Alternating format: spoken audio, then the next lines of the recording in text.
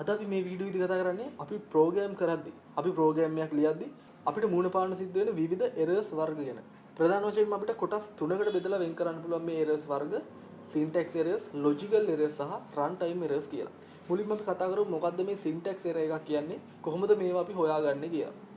ඔයාලා දන්නවනේ අපි මොන language එක ගත්තත් ඒ හැම language එකකම තියෙනවා ඒකට අදාළ ව්‍යාකරණ, grammars. ඒ විදිහටම තමයි මේ programming language එකක් ගත්තත් මේකට අනුකූල මේකට අනන්‍ය වුණ ව්‍යාකරණ තියෙනවා. ඒවා අපි හඳුන්වනවා programming වලදී syntax කියලා. ඒතර මෙන්න මේ syntax හරියට භාවිතා නොකිරීම නිසා තමයි මේ syntax errors එන්නේ. අපි පොඩි උදාහරණයක් බලමු. අපි සරලව variable එකක් create කරගමු integer data type එකෙන් int a කියලා මම දෙන්නම් ඒක. ඊට පස්සේ මම ඒකට value එකක් දෙනවා 10යි කියලා. දැන් අපි enter කරාම ඔයාලට පේනවා මෙතන error එකක් පෙන්නුම් කරලා තියෙනවා. එහෙම error එකක් එන්නේ අපි මෙතනදී semicolon එකක් දාපු නැති හින්දා. ඔයාලට පේනවා semicolon එකක් දැම්මම ඒ error එක නැති වෙලා යනවා. එතකොට මේ Java වලදී අපිට භාවිතා කරන්න සිද්ධ වෙන syntax. ඒ වගේම තමයි අපි data type එක හඳුන්වන්න නැතුව මම මේ විදිහට දෙනවා variable එකක්. එතකොට ඒත් error එකක් ඇවිල්ලා තියෙනවා.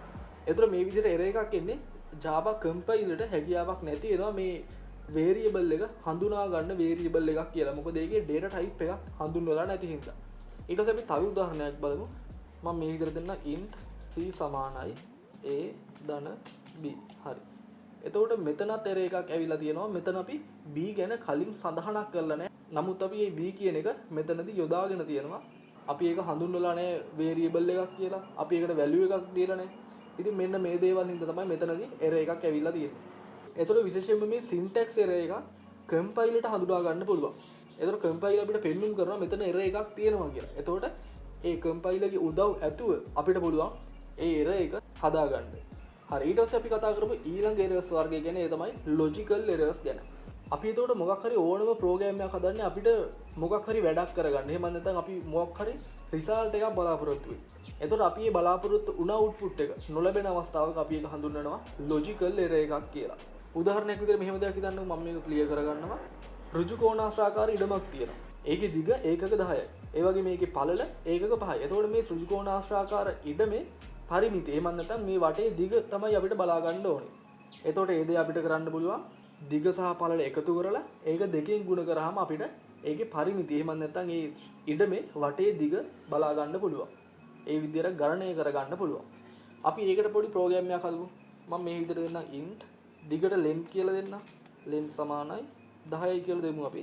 ඒ විදිහට මම width එක එහෙම නැත්නම් පළලත් මේ විදිහට ස්ටෝර් කරගන්න. ඒකට මම දෙන්නම් value එකක් 5යි කියලා. ඒකක 5යි. එතකොට අපි දන්නවා මේකේ ඇත්තටම පරිමිතිය තියෙන්නේ ඒකක 30යි කියලා. අපි බලමු ඒක මේ විදිහට ප්‍රෝග්‍රෑම් කරලා. මම මේ විදිහට variable එකක් හදා ගන්නම්. perimeter කියලා. ඒකෙදිම ගන්නවා ඒ ඉඩමේ දිග. ඊට පස්සේ ඒකට එකතු කරනවා ඊඩමේ පළල. ඊට පස්සේ ඒක ගුණ කරනවා දෙකේ. දැන් අපි මේක print කරලා බලමු. දැන් ඒතර ඔයාලට පේනවා පිළිතුර එන්නේ 20යි කියලා. ඒතර අපිට කොතනද වැරදුනේ? ඇත්තටම අපි දන්නවා මේකේ අග එන්න ඕනේ 30යි කියලා. හැබැයි මේ ප්‍රෝග්‍රෑම් එකේ විදිහට අපිට අවිලා තියෙන්නේ 20යි කියලා. ඒතර මෙතන තියෙන්නේ logical error එකක්. මෙතන කිසිම syntax error එකක් නැහැ. compiler ට මේක සම්පූර්ණ ප්‍රෝග්‍රෑම් එකම compile කරන්න පුළුවන් byte code එක බවට. හැබැයි මෙතනදී අපි බලාපොරොත්තු වුණු උත්තරේ එහෙම නැත්නම් නිවැරදි උත්තරේ එන්නේ නැහැ. මේකට හේතුව තමයි අපි මේ length එක සහ width එක එකතු කරන තැන වරහණක් දාන්න ඕනේ. මොකද මෙතනදී ඉස්සල්ලාම මුලින්ම වෙන්න ඕනේ මේ දෙකේ එකතුව ගන්න එක. ඊට පස්සේ තමයි ඒක දෙකෙන් ගුණ කරන්න ඕනේ. එහෙම නැත්නම් අපි මෙතන වරහණක් දැම්මේ නැත්නම් මෙයා කරන්නේ ඒ ඉඩමේ පළල ගුණ කරනවා දෙකෙන් ඊට පස්සේ ඒකට තමයි length එක. එහෙම නැත්නම් දිග එකතු කරන්නේ. ඒ හින්දා තමයි අර error එක ආවේ. දැන් අපි මේක run කරලා බලමු. දැන් එතකොට ඔයාලට පේනවා මෙතන පිළිතුර 30ක් විදිහට ඇවිල්ලා තියෙනවා. ඉතින් මෙන්න මේ වගේ දෙයක් තමයි අපි logical error එකක් කියලා හඳුනා ගන්න. ඒතර ඇත්තටම මේ logical error එකදී compiler ට බෑ අපිට උදව් කරන්න. එයා දන්නේ නැහැ කොතනද error එක තියෙන්නේ කියලා. අපිට මේක කරන්න වෙන්නේ මේ program එක test කරලා. අපිට පුළුවන් මේ program එක debug කරලා අදාළ වැරැද්ද තියෙන තැන හඳුනා ගන්න. ඊට පස්සේ අපි කතා කරමු ඊළඟ errors වර්ගය ගැන. ඒ තමයි runtime errors ගැන. හිතන්නකෝ අපි syntax errors නැති program එකක් හදාගත්තා. ඊට පස්සේ අපි ඒක test කරලා logical errors නැති විදිහට හදාගත්තා. එතකොට දැන් අපි ගාව තියෙනවා නිවැරදි program එකක්.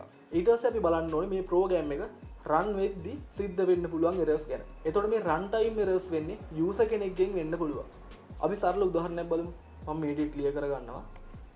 අපි user කෙනෙක්ගෙන් input ගන්න විදිහට හදාගමු program එකක්. මම එතකොට ඒකට scanner class එක භාවිත කරනවා. scanner SC කියලා බඳ නමක් දෙන්න. ඊට පස්සේ new scanner system.in. හරි ඊට පස්සේ මම මෙතන variable තුනක් මේ විදිහට create කරගන්නම් ABC කියලා.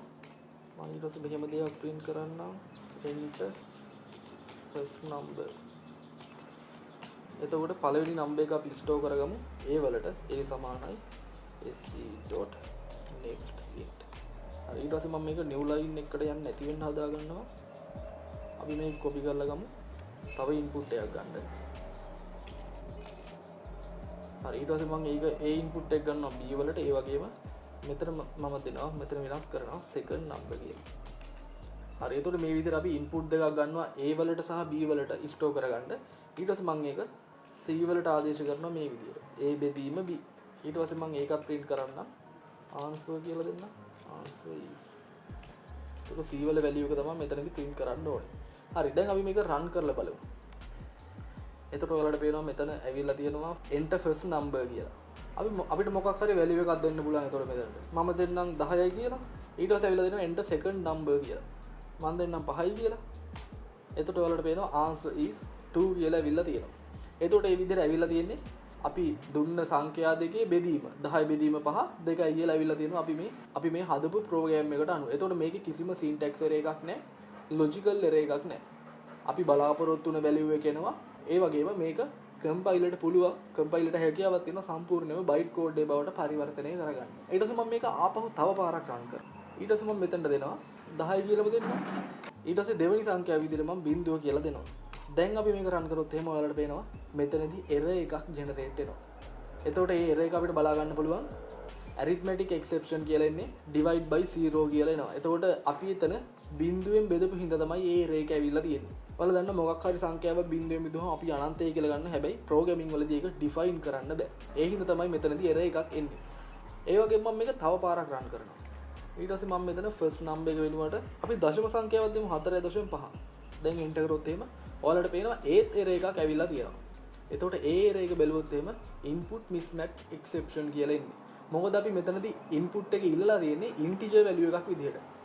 අපි ABC කියන variable තුන store කරගත්ත integer value විදිහට. එතකොට integer value එකක් තමයි ඉල්ලන්නේ අපි.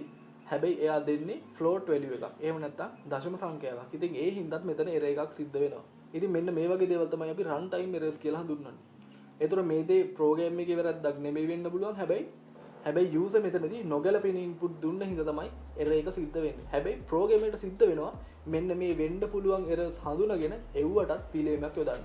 එන්න ඒ දේ තමයි අපි exception handling කියලා හඳුන්වන්නේ. අපි ඊළඟ වීඩියෝෙදී කතා කරමු exception handling ගැන. එතකොට අද අපි මේ වීඩියෝෙදී කතා කරා errors වර්ග කියන ඒ යටතේ අපි කතා කරා syntax errors, ඒ වගේම logical errors සහ runtime errors ගැන.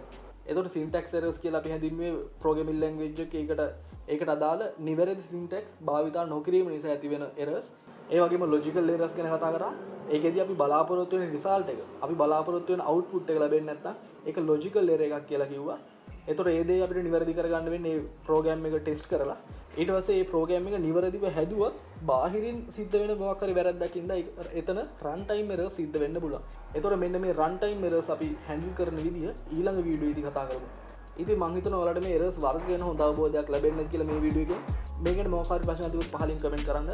එහෙනම් ඊළඟ වීඩියෝ එකෙන් ඉක්මනට හම්බෙමු.